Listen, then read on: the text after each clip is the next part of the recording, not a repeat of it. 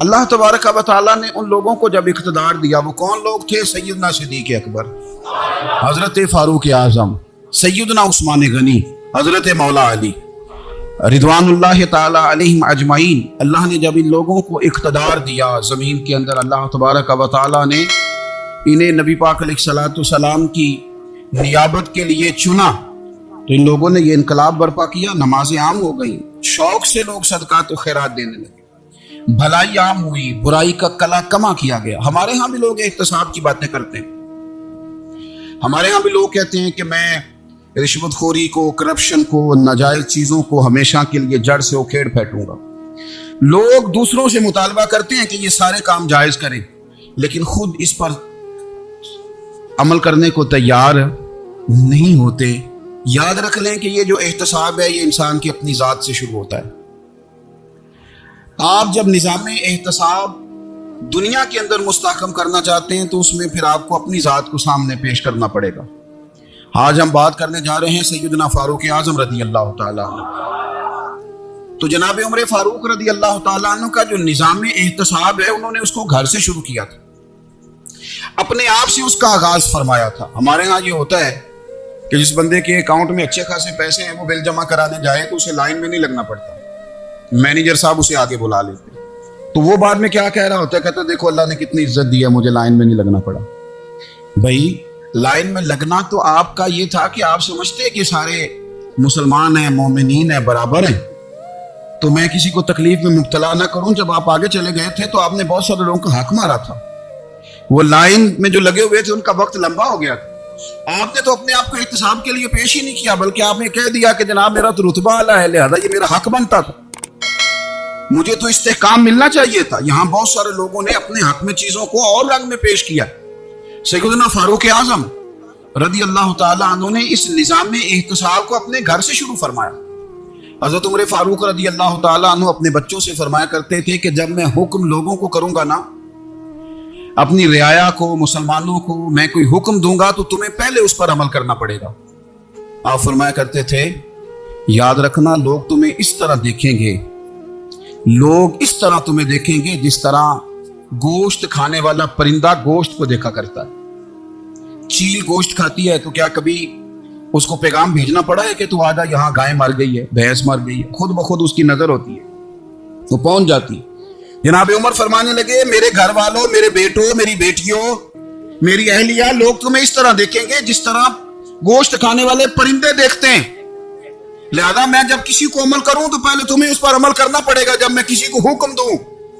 آپ فرمانے لگے یاد رکھنا اگر تم نے میرا حکم نہ مانا تو غیروں نے حکم نہ مانا تو انہیں ایک سزا ملے گی، اور اگر میرے گھر والوں نے نہ مانا تو ڈبل سزا ملے گی، تم پر ڈبل سختی کی جائے گی کہ تم نے میری بات کیوں نہیں مانی۔ یہ نظام میں احتساب ہے۔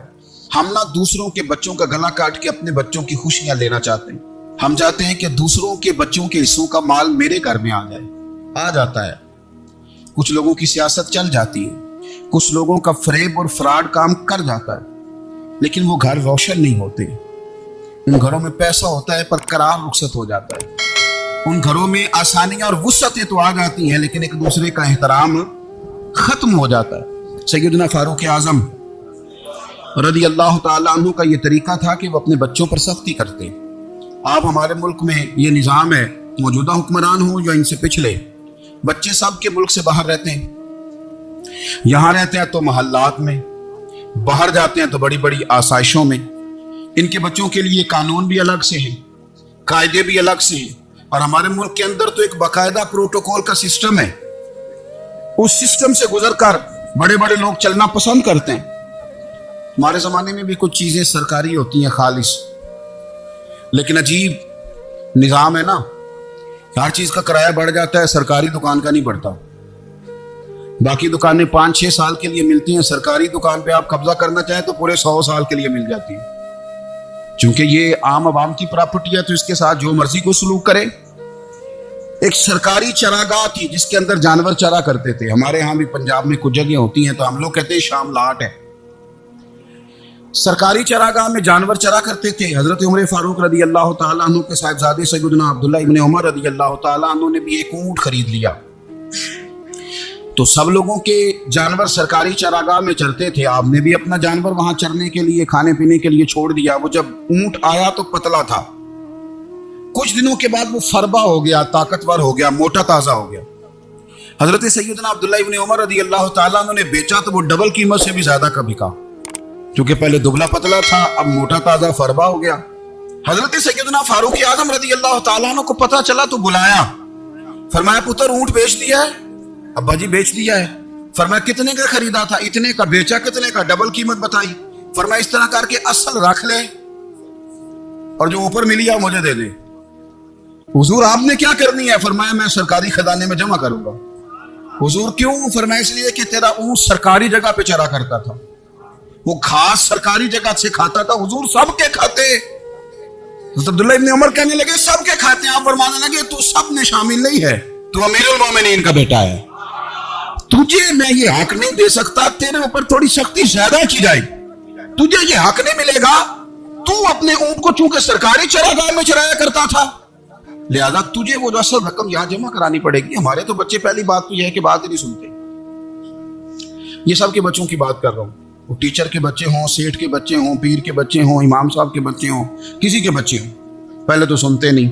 और अल्लाह खैर करे, अगर आप कोई सुनाना चाहें तो फौरी तौर पर वो होम मिनिस्ट्री के पास पहुंच जाते हैं, उनकी अम्मा उनकी वकील बन जाती, आप क्या ही कुछ नहीं सकते, हालात रुख बदल जाते। उसका नुकसान ये होता है कि इनको तराशा नहीं जा सकता, इनको हीरे नहीं बनाया जा सकता, इनके ऊपर कुछ ऐसी मैल कुचैल चढ़ जाती है जो बड़ी अजीबो गरीब होती। और कुछ लोग ऐसे होते हैं जो खराबी करने में भी अपना किरदार अदा करते हैं, खराबी करने में, और बड़े लोगों से मुंसलिक होने के लिए लोग रास्ते तलाश करते हैं, रास्ते।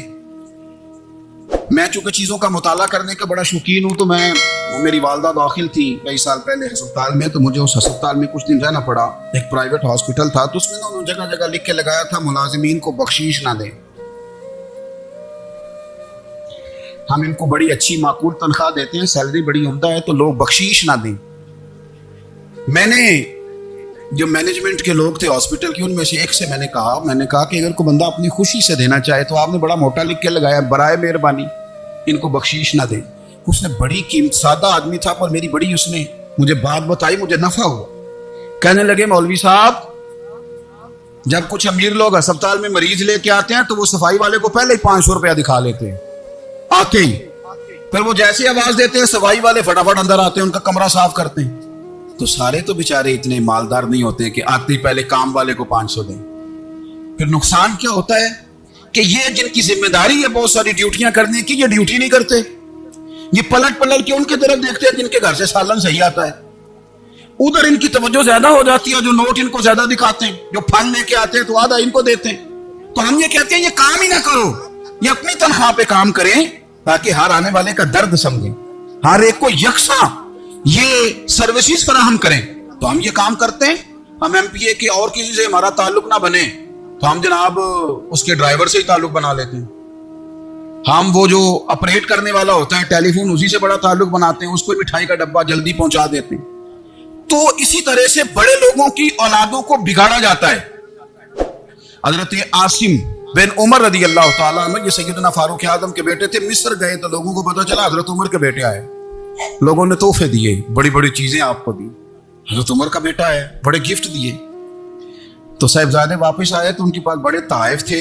सैयदना उमर फारूक रदी अल्लाह तआला अन्हु ने देखा तो फरमाया इधर लाना तोहफे। काबा जी लोगों ने मुझे दिए हैं। फरमाया तूने क्यों बताया था कि मैं अमीरुल मोमिनीन का बेटा हूं? का हुजूर उनको वैसे ही पता चल गया। फरमाने लगे पुत्र ये तोहफे तुम्हें इसलिए मिले हैं कि तुम अमीर के बेटे हो, ये तोहफे तुम्हारा हक नहीं, क्योंकि तुम्हें इस कुर्सी की वजह से मिले हैं और ये कुर्सी मुसलमानों की है, लिहाजा ये हक भी मुसलमानों का ही है, ये ला सारे माले गनीमत में जमा किए जाए। आप अपने घर से जब एहतसाब शुरू करते हैं, अपने घर से, और ये याद रखें ये जो लोग आते हैं आपके बच्चों को नवाजने के लिए, ये उन्हें खराब करते हैं, बिगाड़ पैदा करते हैं, ये अजीबोगरीब सी चीजों में मुब्तला कर देते हैं, बच्चों का नुकसान होता है कल कलाम। फिर जो शापर अच्छा लेके आए पीर साहब के बच्चे जरा उससे प्यार से मिलते हैं, नुकसान हो जाता है, ये दस्ते नगर हो जाते हैं, ये लोगों की तरफ जीते हैं, दूसरों पे डिपेंड करने लगते हैं। حضرت ابو موسیٰ اشعری رضی اللہ تعالیٰ عنہ نے پہلے تو ایک قلین بڑا سونا تھا، تو آپ نے حضرت عمر کے گھر بھیج دیا کہ چلو ان کے گھر میں ان کی اہلیہ بچھا لیں گی، کہیں سے تحفہ آیا۔ پھر وہ جس کمرے میں مال غنیمت اور خزانہ رکھا جاتا تھا اس کی صفائی کر رہے تھے تو ایک دینار مل گیا، تو وہ دینار بچے سارے جا رہے تھے، تو ان میں سے حضرت عمر کے ایک بیٹے کو چھوٹے کو بلایا اور بلا کے کہا پتر یہ دینار لے لو۔ حضرت عمر نے دیکھا کہ بیٹے کے ہاتھ میں دینار بھی ہے اور گھر میں قالین بھی ہے، ایک موقع پہ وہ قالین دیا، ایک موقع پر بچے کو ایک دینار دیا، تو حضرت عمر اپنی اہلیہ سے پوچھنے لگے یہ کہاں سے آیا قالین؟ کہا جناب ابو موسیٰ اشعری رضی اللہ تعالیٰ عنہ نے بھیجا ہے۔ بیٹے سے پوچھا دینار کہاں سے آیا؟ کہا مجھے انہوں نے ہی دیا ہے۔ آپ نے وہ دینار بھی لیا اور قالین بھی لیا اور اس کو لپیٹا اور جناب ابو موسیٰ اشعری کو بلایا اور اتنے سخت ناراض تھے، فرمانے لگے ابو موسیٰ اشعری سے کہنا میرے پاس پیدل آئے، گھوڑے پہ نہ آئے۔ اور جب آئے حضرت ابو موسیٰ اشعری تو جناب عمر اتنے ناراض ہوئے کہ وہ قالین لپیٹ کے تو ان کے سر پہ مار دیا، فرمانے لگی پکڑو اپنا دینار، تمہیں پورے مدینے میں میرے بیٹے کے علاوہ کوئی اور نہیں ملے گا جسے تم خراب کر سکو، میرا پتر ہی ملا تھا بگاڑنے کی، کس نے اجازت دی تم میرے بیٹے کو دینار دو؟ کیوں لائے تم میرے گھر میں قالین؟ حضرت عمر فاروق رضی اللہ تعالیٰ عنہ فرمانے لگی میں زمین پہ سونے کا عادی ہوں، زمین چٹیل بھی ہو تو رب کا بندہ بن کے سوتا ہوں تو اللہ مجھے آرام اور سکون کی نیند عطا فرما دیتا ہے، مجھے تمہارے مخملوں کی اور قالینوں کی ضرورت نہیں ہے۔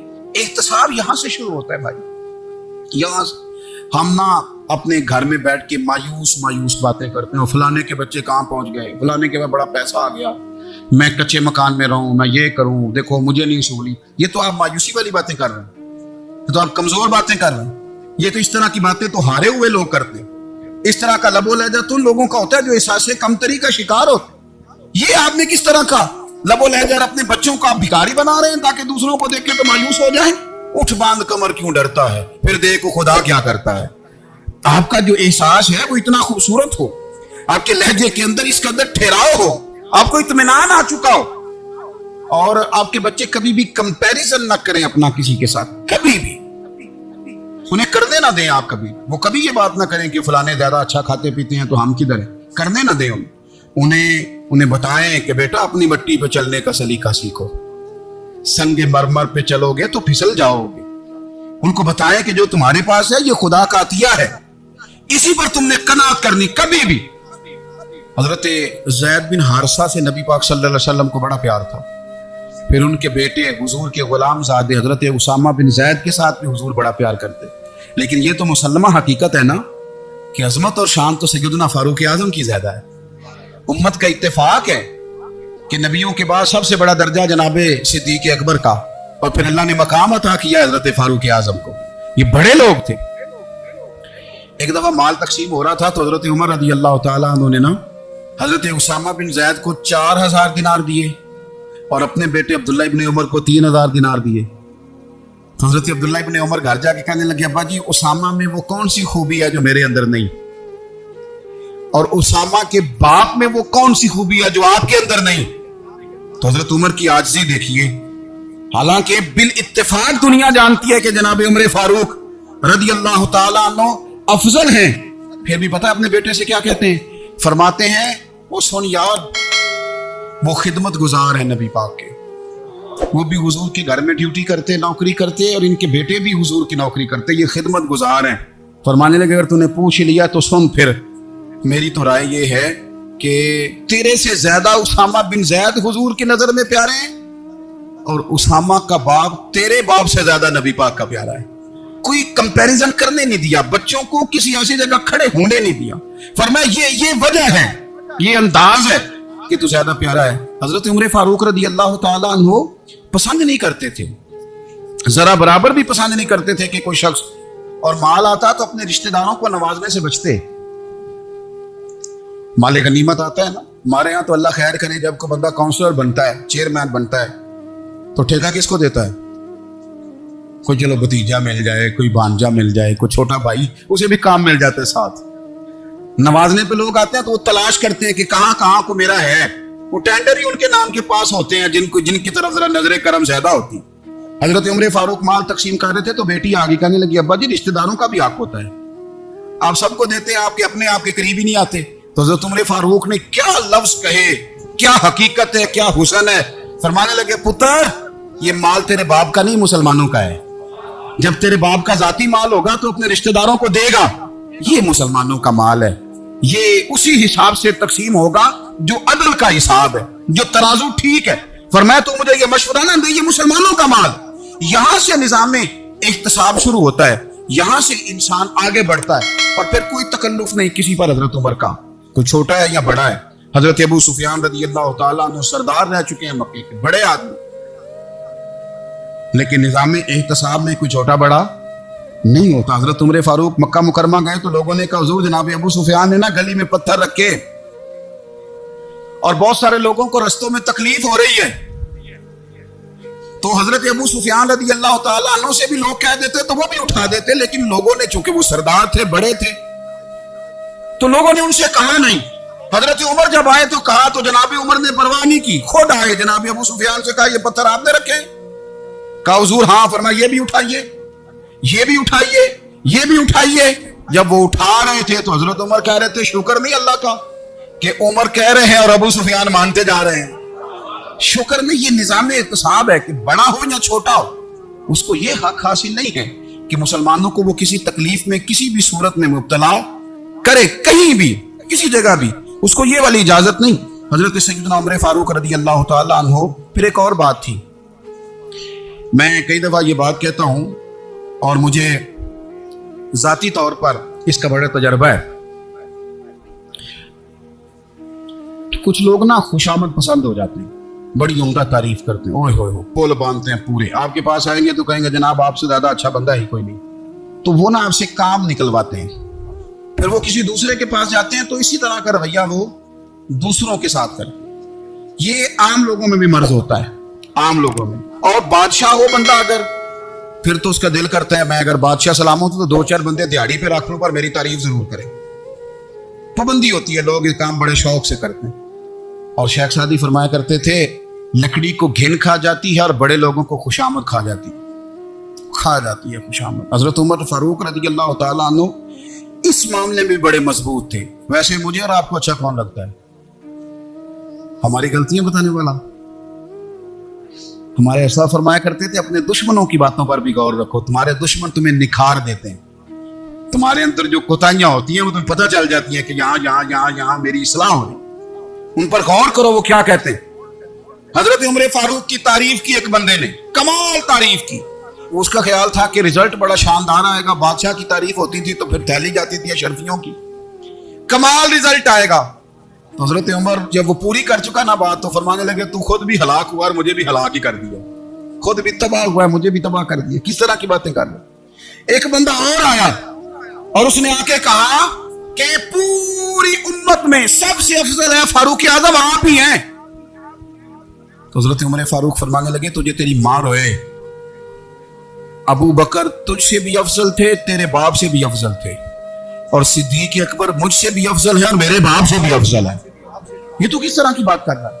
یہاں ہر شے ہضم نہیں ہو جاتی, فوری طور پہ لوگ ڈکار بھی پورا نہیں لیتے. قرآن مجید نے کہا فلا تزکوا انفسکم هو اعلم بمن اتقى, اپنے منہ سے نہ کہو میں پاک صاف ہوں, اللہ زیادہ بہتر جانتا ہے کہ تم میں سے پرہیزگار کون ہے. اپنے منہ سے تعریفیں کرتے کراتے ہو, یہ مزاج چھوڑ دیں. حضرت عمر رضی اللہ تعالیٰ عنہ پسند نہیں کرتے. ایک آدمی نہ چلتا تھا وہاں تو بڑا متکبرانہ چال کے ساتھ چلتا. حضرت عمر نے دیکھا, یہاں تک احتساب فرماتے, زمین پہ زور زور سے پیر پٹکتا, چال بڑی اس کی متکبرانہ, لوگ بڑے پریشان ہوتے. حضرت عمر نے ایک دن سمجھایا, باز نہیں آیا. اگلے دن پہ درہ نکال لیا, لگائے 4 درے. فرمایا آج کے بعد نہ چلنا اس طرح مدینے میں پیر پٹک پٹک کے. اس وقت تو اسے غصہ لگا, لیکن کچھ دیر کے بعد نا جب غصہ اترا تو حضرت عمر کے پاس آیا, کہنے لگا حضور اللہ آپ کا بھلا کرے, آپ نے درے نہیں مارے, آپ نے تو شیطان بھگا دیا جو میرے ساتھ چمٹا ہوا تھا. چمٹا ہوا شیطان آپ نے مجھ سے بھگا دیا. یاد رکھیں مسند امام احمد بن حنبل میں حدیث ہے, اللہ کے پیارے رسول صلی اللہ علیہ وسلم فرماتے ہیں جو دنیا میں متکبرانہ چال کے ساتھ چلتا ہے نا, قیامت کے دن وہ اللہ سے اس حال میں ملے گا کہ رب اس سے ناراض ہوگا. متکبرانہ چال سے نہیں چلیں گے. تو حضرت فاروق اعظم رضی اللہ تعالیٰ عنہ کا یہ طریقہ تھا کہ آپ خیال کرتے, اور پتہ کس طرح کا آپ کا مزاج تھا. فرماتے تھے تقسیم کرو, دوسروں کا بھی خیال رکھو. جس طرح بندہ دیوانہ وار نہیں لوگوں کا خیال رکھتا کہ بندہ بگڑے کوئی نہ, دیوانہ وار. کچھ لوگ تبلیغ کرتے ہیں رسمی, اور کچھ لوگ ایسے ہوتے ہیں جو لوگوں کی اصلاح میں دیوانے ہو جاتے ہیں. ان کی خواہش ہوتی ہے یہاں بھی بندہ ٹھیک ہو جائے, یہاں بھی بندہ ٹھیک ہو جائے, یہاں بھی بندہ ٹھیک ہو. کچھ لوگ کڑی نگرانی کرتے ہیں کہ انسان بگڑنے نہ پائے. حضرت عمر فاروق رضی اللہ تعالیٰ عنہ نا گوشت والی دکان کے پیچھے جا کے بیٹھ گئے کئی دنوں تک. وہ کہنے لگا حضور یہاں کیا ہے؟ فرمایا تو اپنا کام کرنا. گوشت والی دکان پہ بیٹھے کام کر اپنا, نگرانی کرنے لگے حضرت عمر. پھر آپ نے نا وہ بندے پکڑ لیے. کون؟ جو 2 دن مسلسل گوشت خریدنے آئے, پکڑ کے کھڑا کر لیا. فرمایا تو کل بھی گوشت لینے آیا تھا؟ حضور ہاں. فرمایا آج پھر کھائے گا؟ حضور جی. تو آپ فرمانے لگے کیا تیرے محلے سے غربت ختم ہو گئی ہے؟ تیرے رشتہ دار سارے پیٹ بھر کے کھاتے ہیں, تو 2 دن گوشت لینے آتا ہے؟ فرمایا آج کے بعد مسلسل گوشت لینے آیا تو درے سے ماروں گا, خبردار یہ کام نہ کرنا. یہاں تک نظام احتساب کا جب خیال رکھا جائے پھر حالات بگڑا نہیں کرتے, پھر وہ قابو میں رہا کرتے. حضرت عمر فاروق رضی اللہ تعالیٰ عنہ اس ترتیب کے ساتھ اصلاح کرتے, اس ترتیب کے ساتھ. سیدنا فاروق اعظم رضی اللہ تعالیٰ عنہ کی ایک بات آخر میں عرض کرنی ہے, وہ میں بھی اپنے اوپر لاگو کروں, آپ بھی غور کریں. حضرت عمر فاروق رضی اللہ تعالیٰ عنہ نے نا خط لکھا حضرت ابو موسیٰ اشعری کو.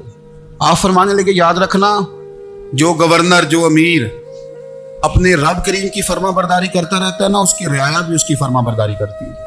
اور جو لوگ اپنے رب کریم کی فرما برداری چھوڑ دیتے ہیں, پھر جنہوں نے ان کی فرما برداری کرنی ہوتی ہے وہ ان کی فرما برداری چھوڑ دیتے ہیں. آپ نے سپہ سالاروں کو خط لکھے تھے, فوج کے جو جرنیل تھے, کمانڈو تھے, ان کو خط لکھے تھے. فرمایا جو سپاہی نماز نہیں پڑھتا اسے فوج سے نکال دو, اور ساتھ لکھا تھا یاد رکھو جو رب کا وفادار نہیں وہ ہمارا کیسے ہو سکتا ہے, نکال دو ان لوگوں کو, فوج سے الگ کر دو. ہم آج جو بے پناہ پریشان ہیں, ہمارے بچے بات نہیں مانتے, شاگرد بات نہیں مانتے, ہم شکوے کرتے ہیں, بے ادبی بڑھ گئی. ادب کے ساتھ میں گزارش کروں گا بڑوں کی بارگاہوں میں, جو میری طرح کے بڑے بنے ہوئے ہیں, بزرگوں سے نہیں بات کرتا, ان سے میں کہوں گا کہ ہمیں ایک دفعہ اپنے اوپر بھی تو غور کر لینا چاہیے. کہیں ایسا تو نہیں ہے کہ ہم جب تک اللہ تعالیٰ کے فرما بردار تھے, جب تک ہم تقوی کے معیار پر تھے, ہماری بات ماننے والے ہماری بات مان رہے تھے. کہیں ایسا تو نہیں کہ ہم اس معیار سے ہل گئے ہیں, تو اب جو ہمارے فرما بردار تھے وہاں سے ہل گئے. حضرت عمر رضی اللہ تعالیٰ عنہ فرمایا کرتے تھے کہ لوگوں کو عجب میں مبتلا نہیں ہونا چاہیے. خود پسندی کا جو ماحول ہوتا ہے اس سے لوگوں کو ہمیشہ نکلنا چاہیے. حضرت عمر کے ایک صاحبزادے نے کنگھی کر لی, اچھا لباس پہن لیا تو درہ مارا جناب عمر نے. تو آپ کی بیٹی کہنے لگی ابا یہ تو بالکل جائز ہے, اچھے کپڑے پہننا, اچھا لباس پہننا اور سر میں کنگھی کر لینا, اس پر درہ کیوں مار دیا؟ تو آپ فرمانے لگے بیٹا یہ خود پسندی میں مبتلا ہونے لگا تھا, یہ اپنے آپ کو بہت بھلا سمجھنے لگا تھا, اس کا خیال تھا کہ میں یوں, میرے علاوہ کوئی نہیں. یہ اس مقام پہ جا رہا تھا جہاں اس کی تربیت رک جاتی, اس لیے درہ مارا ہے. ایک دفعہ حکومتی معاملات کے اندر آپ کی اہلیہ نے مشورہ دینا چاہا. بڑے کام بیویاں نہیں کرتی, بڑے بڑے معاملات میں مداخلت نہیں کرتی. ہمارے بر صغیر میں وہ بادشاہ نہیں گزرا کہ جو فیصلہ کرتا تھا تو کرسی پہ بیٹھ جاتا تھا اور پردے کے پیچھے اس کی بیوی بیٹھ جاتی تھی, اور جب وہ فیصلہ سنانے لگتا تو یوں گردن پیچھے کرتا اور اہلیہ جو کہتی وہ فیصلہ سنا دیتا. لیکن ایک دفعہ خاتون نے ایک آدمی کو حضرت عمر نے معزول کیا, تو آپ کی اہلیہ نے, اس آدمی کی اہلیہ حضرت عمر کی اہلیہ سے ملی ہوں گی, تو خاتون نے ذرا سفارش کرنی چاہیے. تو جناب عمر فاروق رضی اللہ تعالیٰ عنہ کے ہاتھ میں عصا تھا, ڈنڈا تھا, 2-3 دفعہ زمین پہ مارا. فرمایا تمہیں کس نے اجازت دی حکومتی معاملات میں مشورہ دینے کی؟ یہ مشورہ مولا علی دیں گے یا عثمان غنی دیں گے؟ آپ کو کس نے اجازت دی؟ وہ حکومتی معاملات, وہ مسلمانوں کا اجتماعی معاملہ ہے, وہ مسلمان دیکھیں. آپ کو اس میں آنے کی اجازت نہیں ہے. جو آپ کی ذمہ داریاں ہیں, آپ کے حقوق ہیں, ان پر آپ بات کریں.